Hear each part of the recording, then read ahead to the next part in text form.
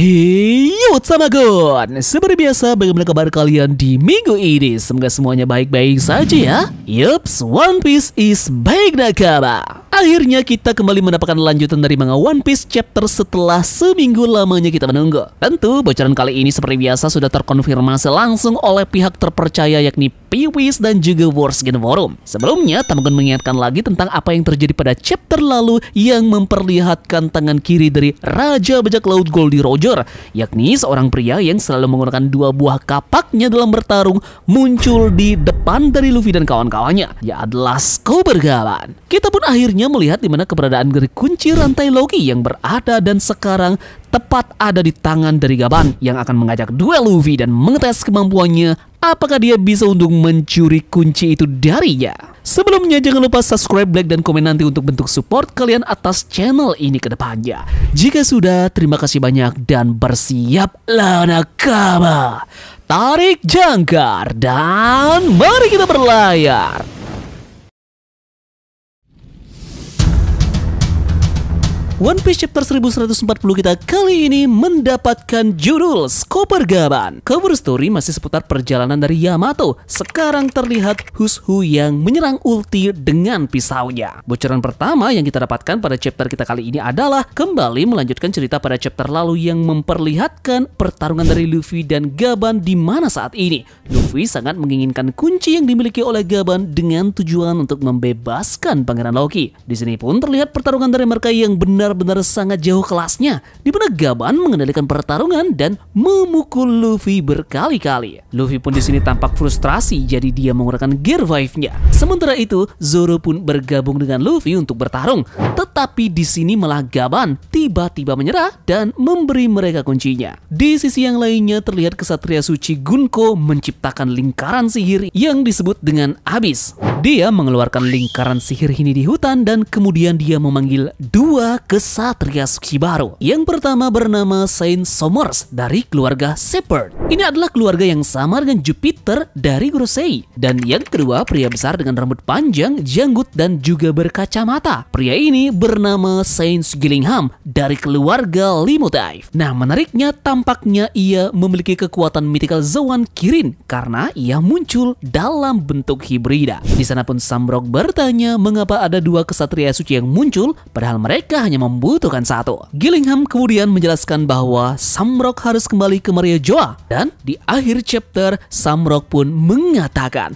mereka akan membuat permainan di negeri Elbaf.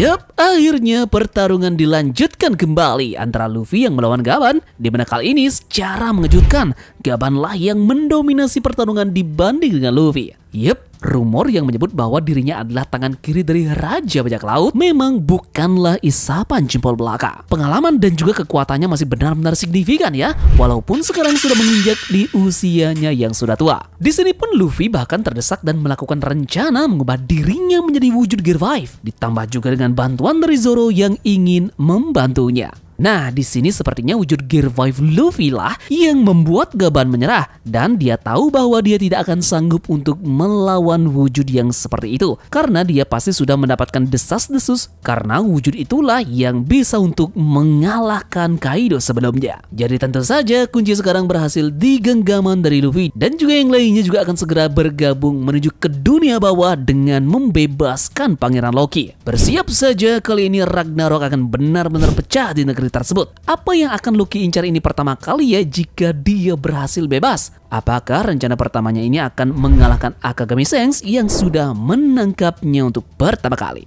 Nah, sekarang sesuai prediksi Tamagon sebelumnya, kita pun mendapatkan dua anggota Kesatria Suci yang baru muncul. Dan salah satu yang menarik di sini adalah sepertinya memang anggota dari Kesatria Suci ini haruslah kaum naga langit yang juga mempunyai hubungan dekat dengan keluarga petinggi pemerintahan dunia, khususnya para Gorosei, namun dengan pengecualian memang seperti halnya Loki yang diangkat menjadi naga langit dulu baru dia bisa untuk bergabung menjadi Kesatria Suci. Menarik juga untuk melihat satu anggota Kesatria Suci yang dimunculkan dalam bentuk hibrida dengan kemampuan seperti layaknya Zoan berwujud Kirin. satu lagi naga yang mesti dieliminasi dalam kemampuan dari Monkey D. Dragon, yang dimana Kirin juga makhluk mitologi yang bisa untuk menguasai dan mengendalikan cuaca. Jadi Oda Sensei memang luar biasa ya untuk menjebak para pembacanya, dimana sebelumnya juga terlihat Cerberus yang dimiliki oleh Samrock yang mengeliminasi kemampuan dari Zoan Kurohige. Terakhir, untuk menutup video ini, sepertinya Samrock ini berencana untuk membuat sebuah permainan di Elbap. Yep,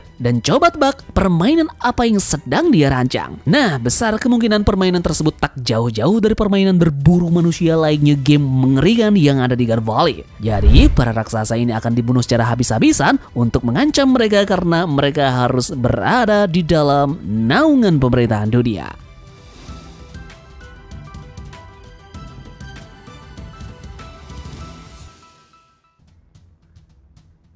Seperti biasa, di minggu ini ada beberapa informasi menarik terkait dengan berita One Piece yang sudah beredar seminggu belakangan ini. Informasi pertama yang menarik di minggu ini tentu saja yakni mengenai live action dari One Piece. Sebuah foto baru untuk One Piece di season kedua telah beredar di media sosial. Banyak fansnya langsung menyadari bahwa Nami yakni Emily Rudd mengenakan kostum yang sama dengan karakter anime yang dia gambarkan. Usap yang dimana Jacob Romero dan juga Sanji yakni Taz Skylar juga mendapat perlakuan yang sama. Sementara itu, Inaki Godoy dan juga Makinyu yang masing-masing berperan sebagai Luffy dan juga Zoro juga ada di dalam gambar ini. Namun keduanya mengenakan kostum yang sama dengan yang dilihat fans di musim pertamanya. Itulah sebabnya ketiganya mendapatkan lebih banyak perhatian. Kita lihat di sini dalam sekejap rambut oranye dari Emily terlihat dan dia mengenakan atasan biru kehijauan dan skort hitam dengan cincin atau simbol. Sementara itu Romero yang berperan sebagai Usopp pun dengan balutan atasan tanpa lengan berwarna ungu dengan bandana dan celah merah yang serasi. Taz Skylar juga terlihat mirip sekali dengan Sanji dalam balutan atasan biru dan juga celana hitamnya.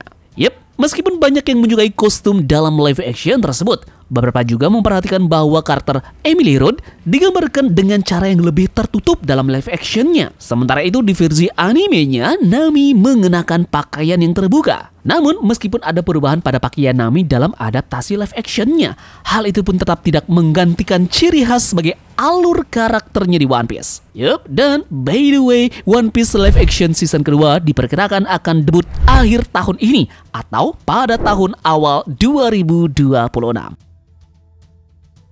Informasi terakhir baru-baru ini, Megumi Ishitani dan juga Masami Mori melakukan wawancara di mana mereka mengungkapkan beberapa informasi menarik. Keduanya diketahui mengerjakan One Piece fan letter serta episode One Piece lainnya. Nah, khususnya di One Piece fan letter, Megumi berperan sebagai sutradara dan Mori adalah pengawas animatornya. Di dalam wawancara terbaru mereka mengatakan bahwa mereka ingin sekali mengejar sebuah film layar lebar yang sangat menarik bagi setiap penggemar One Piece. Jadi meskipun keduanya telah menyatakan bahwa mereka ingin mengerjakan sebuah film layar lebar, saat ini belum ada film yang diumumkan untuk One Piece. Meskipun akan segera ada film tersebut karena sudah cukup lama sejak dirilisnya film Red yang sukses besar di box office. Yup, jadi jika film One Piece akan didirect langsung oleh dua suksesor ini, film mana yang akan kira-kira kalian pilih yang terlihat di gambar ini sekarang? Mudah-mudahan saja ya di tahun ini kita akan mendapatkan kabar menarik terkait dengan film baru dari One Piece yang akan segera dirilis. Yup, jadi terima kasih dari kalian yang sudah mau ikut berlayar bersama-sama Tamagon hari ini.